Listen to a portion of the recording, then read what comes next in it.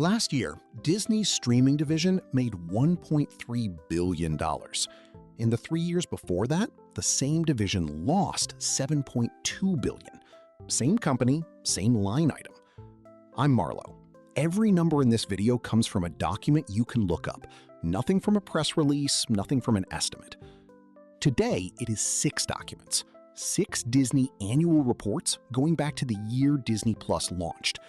And what I want to show you is not that streaming lost money. You know that. It is that nobody can tell you how much, including Disney. Start with the good year, because it is a genuinely good year, and I am not going to pretend otherwise. Disney's fiscal 2025 ended on the 27th of September. Revenue, $94.4 billion. Net income attributable to Disney, $12.4 billion. Earnings per share, $6.85. Cash from operations, $18.1 billion. Those are all up, and several of them sharply. Disney reports itself in 3 pieces: experiences, the parks, the resorts, the cruise ships, the toys; sports, which is ESPN; and entertainment, which is the studios, the television networks, and the streaming services. Inside entertainment, there are 3 lines, and one of them is the reason we are here. It is called direct-to-consumer. That is Disney Plus and Hulu. In fiscal 2025, direct-to-consumer took in $24.6 billion. 20.8 of that was subscription fees.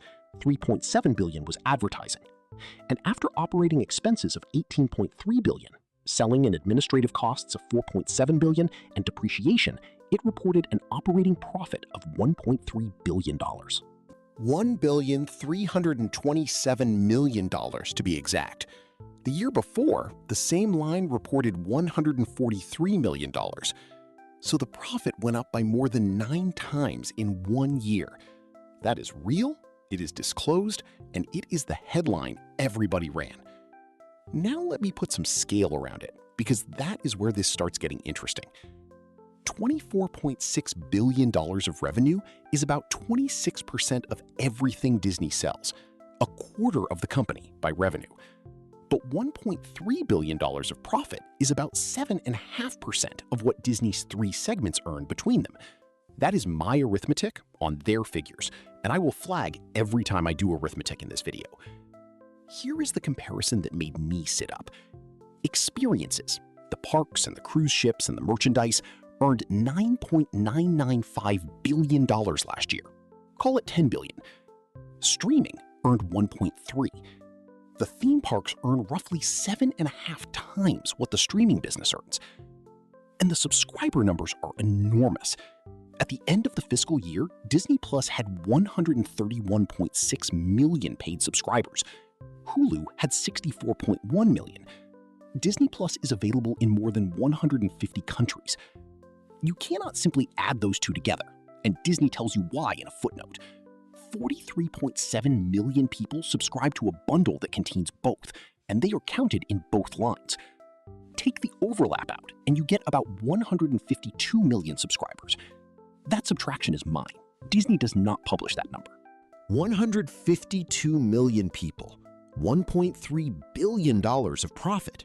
That is $8.73 per subscriber per year, about 73 cents a month. For comparison, the amount Disney collects per Disney Plus subscriber per month is $7.81. So of roughly $7.81 coming in, something like 73 cents is coming out the other end as segment profit. That is the profitable year. That is what winning looks like here. Now I want to show you what it is being measured against. Disney Plus launched on the 12th of November, 2019. So the obvious question, the one I sat down to answer, is what did it cost to get from there to a $1.3 billion profit? Add up the losses, subtract them from the profits, and you have the number. I could not do it, and I want to walk you through exactly why, because the reason is more interesting than the number would have been. Here is the longest run of consecutive years that Disney reports on one single definition. 5 years from one segment line, entertainment direct-to-consumer. Fiscal 2021, a loss of $1.25 billion. Fiscal 2022, a loss of $3.42 billion. Fiscal 2023, a loss of $2.5 billion. Fiscal 2024, a profit of $143 million. Fiscal 2025, a profit of $1.33 billion.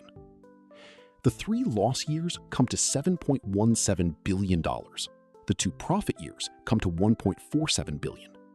Net, across those 5 years, the streaming division is $5.7 billion behind. That is my subtraction on their 5 figures. And here is what that means at the current rate. If Disney's streaming division earns exactly what it earned last year, every year, it takes another 4.3 years just to get back to zero on those 5 years alone. 4.3 years to break even on a 5-year period that has already ended. But now look at what is missing from that table. It starts in 2021. Disney Plus launched in 2019. Where are the first 2 years? They exist, they are just not in the same units. In fiscal 2023, Disney reorganized itself into the 3 segments I described earlier. The filing says so in plain English. The company reorganized into 3 business segments, and fiscal 2022 and 2021 segment information has been recast. Recast means restated onto the new basis. 2 years were restated. 2020 and 2019 were not. And when those 2 years were restated, the numbers changed. Fiscal 2022, as Disney reported it at the time, was a streaming loss of $4.015 billion. That same year, reported 1 year later on the new basis, is a loss of $3.424 billion. Fiscal 2021, as reported at the time, $1.679 billion of losses. The same year, restated, $1.252 billion. $600 million of difference in 1 year, $400 million in the other, and both versions are correct. They are correct because they are answers to 2 different questions. The older number had ESPN Plus inside it. The newer number does not. ESPN's streaming service moved into the sports segment when Disney reorganized. A share of consumer products royalties moved in the other direction. Nothing was restated wrongly. The perimeter moved. I want to be very careful here, because this is the point in a video like this where it is tempting to say something I cannot support. Disney did not hide this. It is not buried. It is stated in ordinary English in the annual report in the paragraph I just read you. Companies change how they report segments when they change how they run the business, and when they do it, they say so. The filing records what happened. It does not tell me why, and I am not going to invent a reason. What I can tell you is the consequence.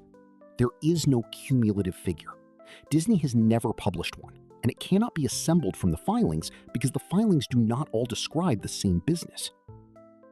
Now, you have probably seen a number. Something around $11 billion gets quoted a lot as what Disney Plus lost before it turned a profit. So let me show you where a number like that comes from. Take each year as it was reported at the time. Fiscal 2020, $3.294 billion of losses. Fiscal 2021, $1.679. Fiscal 2022, $4.015. Fiscal 2023, $2.496. Add them together, and you get $11.48 billion. That is very close to the figure that circulates, and I have just committed exactly the error I have spent 5 minutes describing. 2 of those 4 numbers include ESPN Plus, and 2 of them do not. The first one is not even a segment. It is a supplemental line inside a segment that also contained international television channels from an annual report where Disney Plus had been alive for less than 11 months. I can put that 11.48 on the screen. I cannot defend it, so I am not going to use it. And when you see a cumulative streaming loss quoted anywhere, that is the arithmetic underneath it. The honest version is the boring one, and it is this. On one consistent basis, 5 years, $5.7 billion behind. 2 more years exist before that, and they lost money too. $1.85 billion in fiscal 2019 and $3.29 billion in fiscal 2020 on a definition that no longer exists. You may not add those to the 5. There is one more thing about that $1.3 billion profit, and it is the part I find hardest to shake. A segment operating profit is not the whole cost of a business. Some things are reported above it, outside the segment, at company level. And in Disney's case, 3 of them are bigger than the profit. The first is content that was made and then thrown away. In fiscal 2023, Disney removed content from its streaming services and terminated license agreements for content it had been paying to show. The note in the annual report is specific: charges of $2.6 billion. $2 billion of that was a write-off of produced content costs, programs that had been made, paid for, and were then taken off the service. $600 million was the cost of getting out of license agreements. And Disney paid about $400 million in actual cash to terminate them. Now, hold those 2 figures next to each other. In fiscal 2023, the streaming segment reported a loss of $2.5 billion.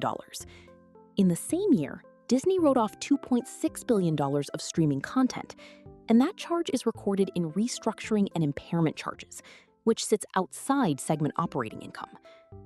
I am not going to add them together and tell you streaming really lost $5.1 billion, because that would be the same mixed basis arithmetic I threw away 10 minutes ago. I am going to put the 2 numbers next to each other and let them sit there. The second thing is Hulu. Disney did not own all of Hulu. Comcast's NBC Universal held a stake, and Disney bought it out. $8.6 billion paid in fiscal 2024, and then in June 2025, another $400 million after a final appraisal of what Hulu was worth, $9 billion. That is a balance sheet transaction. It is not an operating expense, and it does not appear in the streaming profit line at all, correctly under the accounting rules. But it is $9 billion of Disney's money spent on this business. At last year's rate of profit, it takes 6.8 years of streaming earnings to cover it. My arithmetic, their figures. And the third thing is ESPN, which I mentioned earlier, and which I want to come back to because it is the cleanest illustration of this whole video. When people say Disney streaming, they usually mean Disney Plus, Hulu, and ESPN. When Disney's accounts say direct-to-consumer, they mean Disney Plus and Hulu, and they have meant that only since fiscal 2023. ESPN's streaming service, which relaunched in August 2025 with a new unlimited tier, is reported somewhere else entirely different. One more disclosed figure, and it is the one that puts the profit in proportion. Disney expects to spend approximately $24 billion on produced and licensed content in fiscal 2026, including sports rights. $24 billion against a streaming segment that earned $1.3. I am not saying that is wrong. Content is the product. A large part of that spend serves the studios and the networks and the sports business, not just streaming. I am saying it is the scale of the thing that $1.3 billion of profit is sitting inside. So what do I actually think this is a story about? Not streaming. Segments. A segment is a company describing itself. It chooses the boxes. It decides what goes in each one, and it can change its mind, as long as it tells you, which Disney did. That is entirely legitimate. It is also the reason a headline like Disney Plus finally turns a profit is doing more work than it looks like it is doing. Profitable is a comparison, and the thing it is being compared against was renamed twice. Here is everything I am confident of, in 4 sentences. Disney's streaming division made $1.3 billion last year, and $143 million the year before. On the only basis that runs 5 straight years, it is $5.7 billion behind. 2 more loss-making years sit before that on definitions that no longer exist. And there is no total because there is no single thing to total. You do not have to take my word for any of it. Everything in this video is in Disney's annual reports on the SEC's Edgar system. The central index key is 1744489. The fiscal 2025 Form 10-K was filed on the 13th of November 2025, and the segment figures I used are in the management discussion section and in the segment note. The 2023 content write-off is in note 18. Go and read the paragraph about the recast yourself. It is 3 lines long, and it is the whole video. There are 2 shorts on this channel this week that pull one thread each out of this: the 73 cents a month and the year Disney reported twice. And next week, I am going to Intel, which has spent a decade of capital expenditure on a manufacturing business that is now its own biggest customer and reports it as a segment that loses money. Same question, different company. What is inside the box? Thanks for watching.